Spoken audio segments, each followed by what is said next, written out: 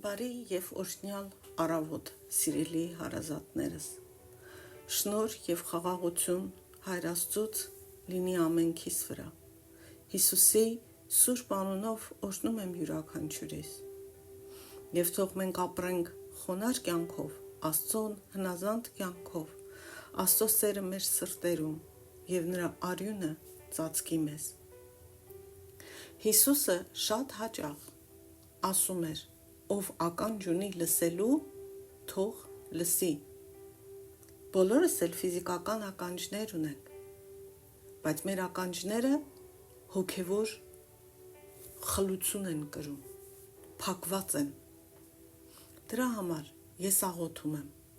Հայր Աստված, Հիսուսի անունով խնդրում եմ քեզ, ինձ համար, ընտանիքիս ամեն անդամի համար, իմ ողջ արյունակցական գծի համար, ամեն հայի համար, մեզ լսող ականջ տուր, բացի մեր ականջները, որ դրանք խցանված չմնան քո ճշմարտության ու ավետարանի համար, քո կանչի համար, քո ձայնի համար, որ մենք ուշադիր ականջ դնենք քո խոսքին, ընկալենք քո բացահայտած ճշմարտությունները։ Տեր բժշկիր մեր հոգևոր խլությունը,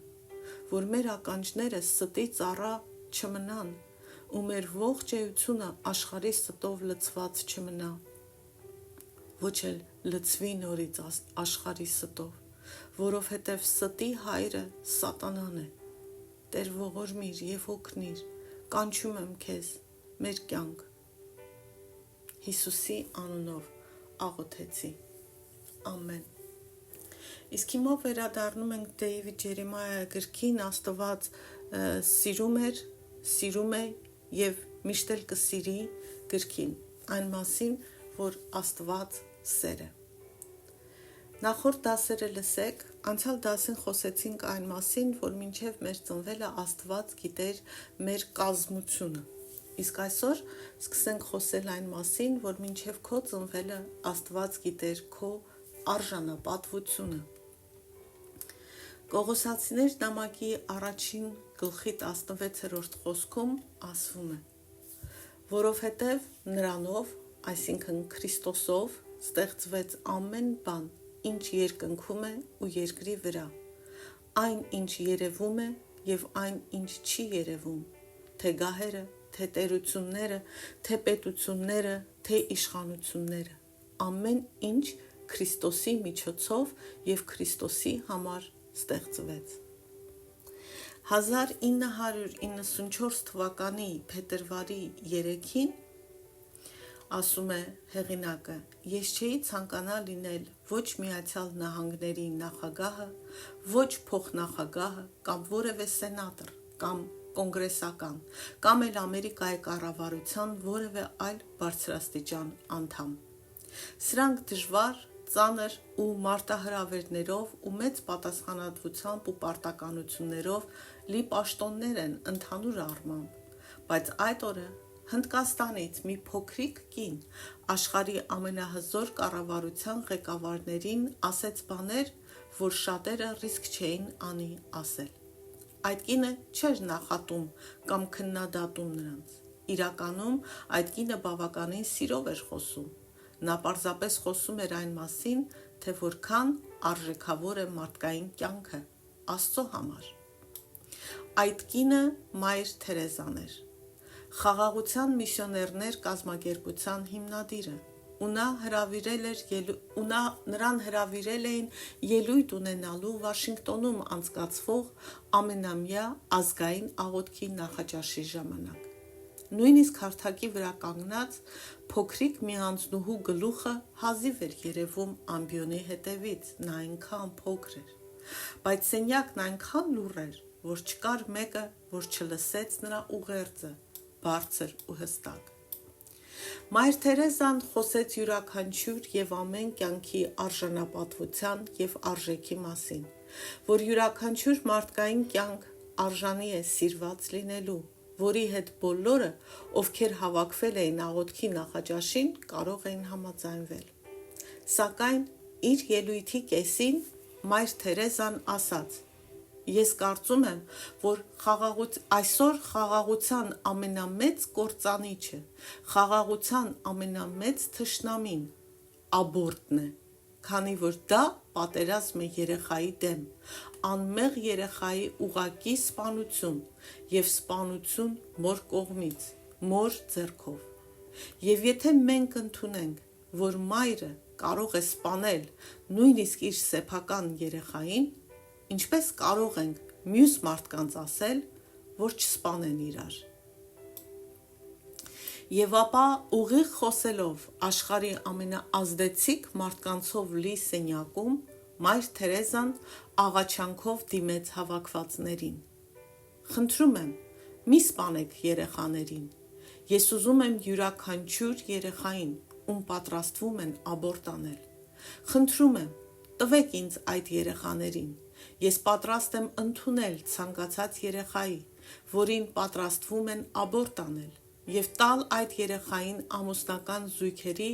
որոնք կսիրեն այդ երեխաներին, և իրենք էլ կսիրվեն այդ երեխաների կողմից։ Միայն Կալկաթայի մեր մանկատանը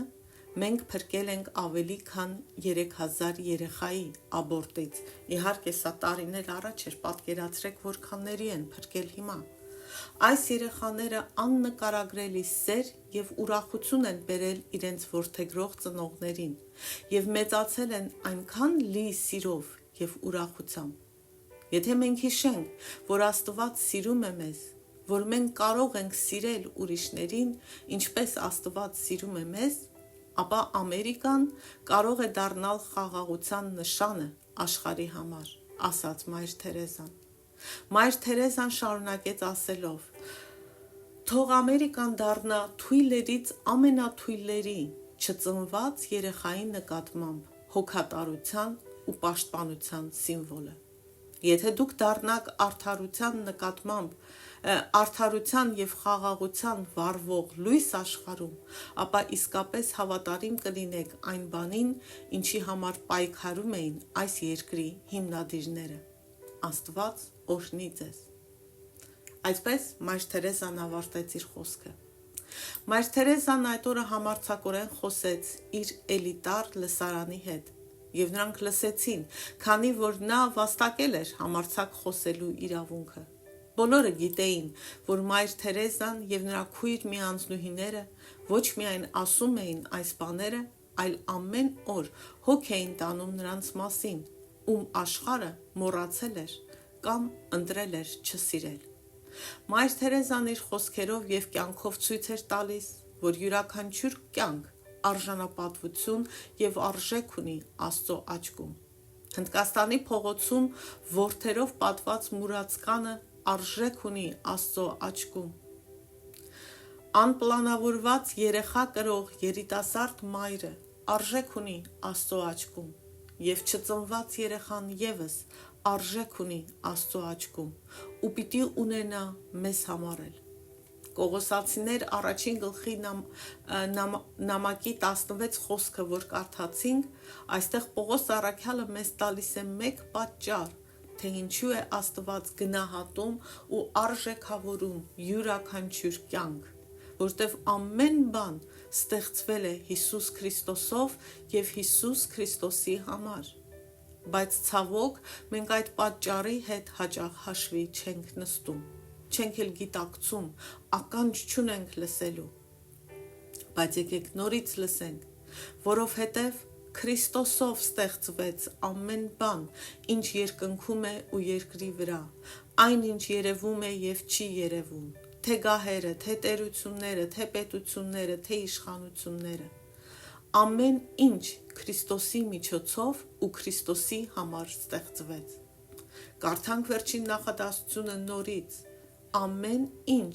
Քրիստոսի միջոցով ու Քրիստոսի համար ստեղծվեց։ Ես սա նորից եմ կարդում, որտև սա կարևոր է հասկանալ, որ Քրիստոսը արարչագործության մեջ յուրաքանչյուր կյանքի աղբյուրն է։ Ամեն ինչ գոյություն է ստացել Հիսուս Քրիստոսի միջոցով և Հիսուս Քրիստոսի համար։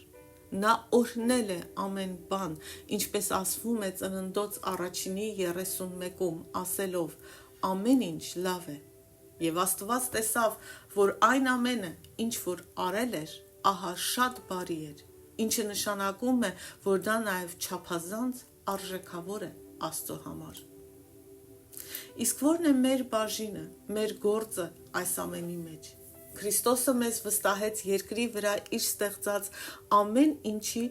կառավարիչները դարձնելով, հոգացողները լինելու բարձր պատիվն ու պատասխանատվությունը տվեց մեզ։ Ծննդոց գրքի 1:28-ում ասվում է.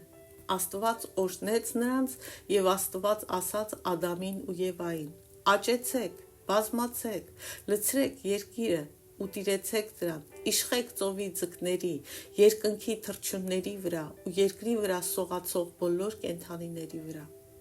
Իշխեք, տիրեք չի նշանակում չարաշահեք, այլ հոգ տարեք։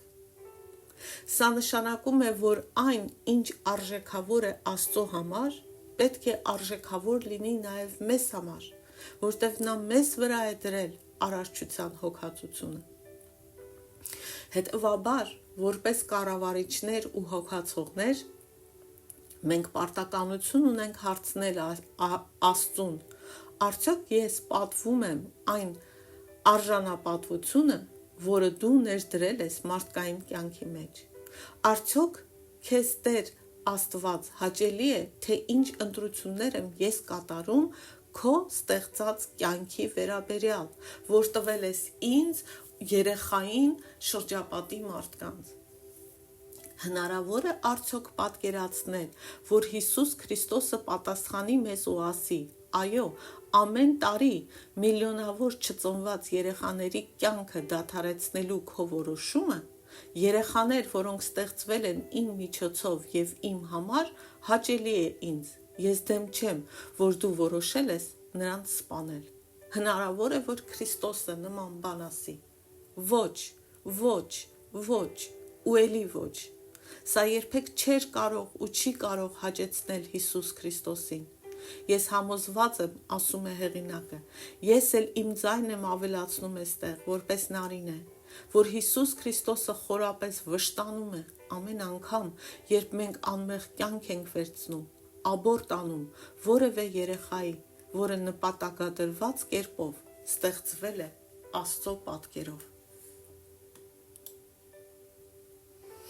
Թեև համոզված եմ, որ աբորտի լուծումը պարզ է, հասկանում եմ նաև, որ այսօրվա սոցիալական միջավայրում դա դժվար թեմա է խոսելու և քննարկելու համար։ Ինչպես Վաշինգտոնի շատ կառավարական պաշտոնյաներ անհարմար էին զգում Մայր Թերեզայի 1994 թվականի խոսքերից, այնպես էլ այս խոսքերը լսողներից ոմանք այսօր կարող են անհարմար զգալ նաև հեղինակի ու իմ այս խոսքերից։ Գուցե դուք ձեր սրտում կրում եք ու ապրում եք անցյալում կայացրած որոշման մեծ ցավ, ափսոսանք ու զղջում։ Նրա համար, որ դուք էլ աբորտ եք արել։ Եթե այո, ապա աղոթում եմ, որ Հայր Աստծո, Հիսուսի, Սուրբ Հոգու, Մայր Թերեզայի կամ հեղինակի ու իմ խոսքերը չընդունեք որպես դատապարտում ձեր և անցյալում ձեր կայացրած որոշման համար։ Աբորտը աններելի մեղք չէ։ Քրիստոսը խաչի ստորոտում շնորհքն ու ողորմածությունն Քրիստոսի խաչի ստորոտում շնորհքն ու ողորմածությունն են իրար խառնված բոլոր նրանց համար, ովքեր ընտրել են Աստծո կամքին հակառակը, ընտրել են վատը և ոչ թե Աստծո լավագույնը։ Ձեզ համար կաներում, եթե ընդունեք Քրիստոսի շնորհքն ու ողորմածությունը և ապաշխարեք։ Ես աղաչում եմ ձեզ, ինքներդ ձեզ հնարավորություն տվեք տեսնելու կյանքում արված ցանկացած սխալ ընտրություն, այդ թվում աբորտը, այնպես, ինչպես Աստվածն է տեսնում այն, երբ այն խոստովանվում է։ Տեսեք այդ սխալները որպես ընտրություն, որը ներվում է Քրիստոսի արյան միջոցով։ Ահա ևս մեկ հույսի և խրախուսանքի խոսք նրանց համար, ովքեր կատարել են աբորտի այս ընտրությունը։ Եթե դուք ընդունեք Քրիստոսի ներման և հավիտենական կյանքի առաջարկը, Ես ամբողջ սրտով հավատում եմ, որ դուք կրկին կտեսնեք ձեր չծնված երեխային դրախտում և կուրախանաք այդ երեխայի հետ անհավանական սիրո վերամիավորմամբ։ Հիմնվելով Աստծո սիրո ու ողորմության վրա, հատկապես նորածինների նկատմամբ, ես հավատում եմ, որ այն երեխաները, որոնց աբորտ են արել, այժմ ուրախանում են Աստծո ներկայությամբ և կուրախանան հավերժ։ Թող Աստված իսկապես բացի ձեր ականջները, որ լսեք այս ճշմարտությունը, ընդունեք Աստծո սերը, Աստծո ողորմածությունը և ձեր կյանքերը փոխեք։ Հիմա անցնենք նրան, որ մինչև քո ծնվելը Աստված գիտի քո ճակատագիրը։ Երեմիա գրքի 1 գլխի 5-րդ խոսքում ասվում է. «Քեզ որովայնում չկազմած ես ընտրեցի քեզ, և քեզ արգանդից դեռ դուրս չեկած ես սրբեցի, ես քեզ ազգերին մարգարե եմ դրել»։ Այս հատվածում Աստված Երեմիային ասում է 4 կոնկրետ բան. ես ստեղծեցի քեզ, ես ընտրեցի քեզ, ես սրբացրի քեզ, ես ձեռնադրեցի քեզ։ Կարդանք այդ տողը նորից. քեզ որովայնում չկազմած ես ընտրեցի քեզ, այսինքն դեռ չէի ձևավորել քեզ որովայնում, ես ընտրեցի քեզ, և քեզ արգանդից դեռ դուրս չեկած, դեռ չծնված, ես սրբեցի քեզ, ես քեզ ազգերին մարգարե եմ դրել։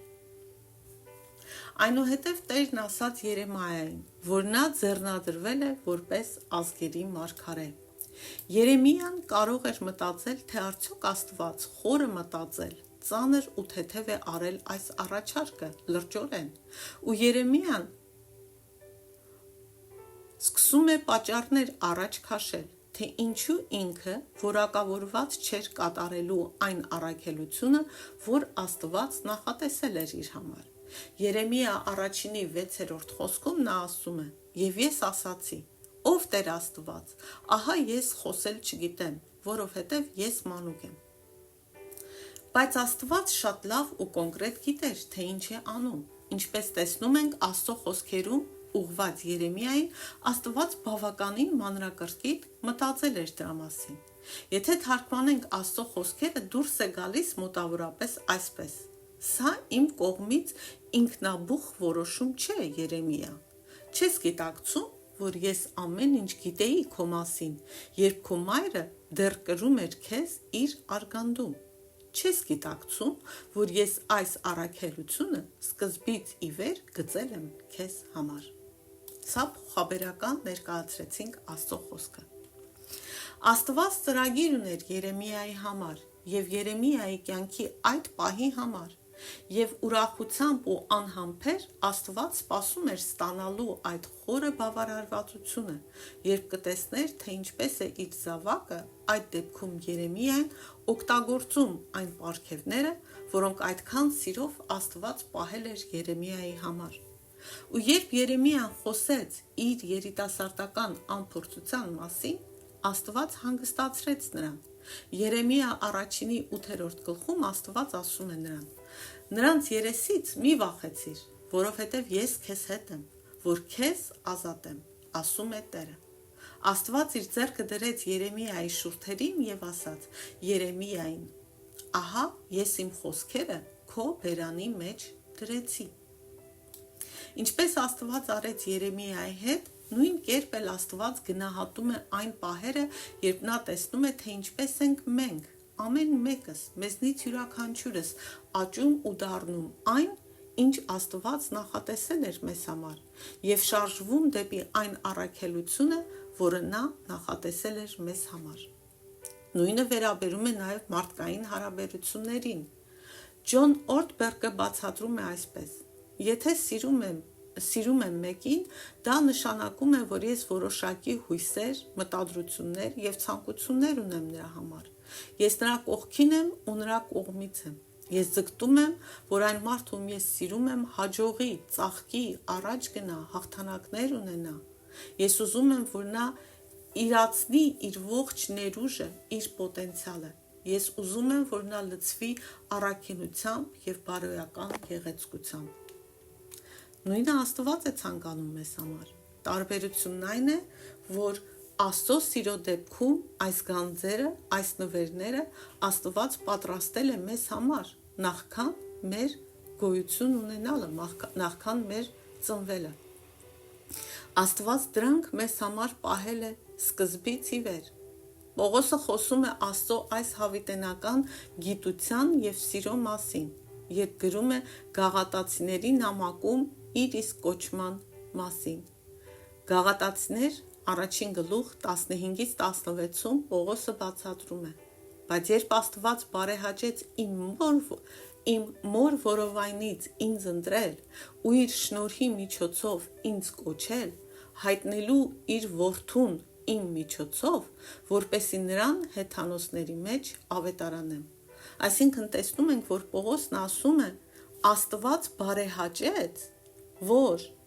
Պողոսի մոր որովայնից ընտրի Պողոսին, շնորհ անի Պողոսին, որ Պողոսը Հիսուս Քրիստոսին հայտնի հեթանոսների մեջ, բարի լուրը հասցնի անհավատ ազգերին։ Այսինքն Աստված ընտրեց և Աստված արեց։ Ինչպես Աստված առաքելություն ուներ Երեմիայի և Պողոսի համար, Աստված նույնպես առաքելություն, նպատակ, կանչ, կոչում, ծրագիր ունի յուրաքանչյուր մարդու համար, քեզ համար, ինձ համար, մեզանից յուրաքանչյուրի համար։ Եվ այդ ամենը Աստված նախատեսել ու պլանավորել է մեր ծնվելուց առաջ։ Բայց որպեսզի այդ ամենը իրագործվի մեր կյանքում, մենք պետք է ընդունենք Տիրոջ կամքը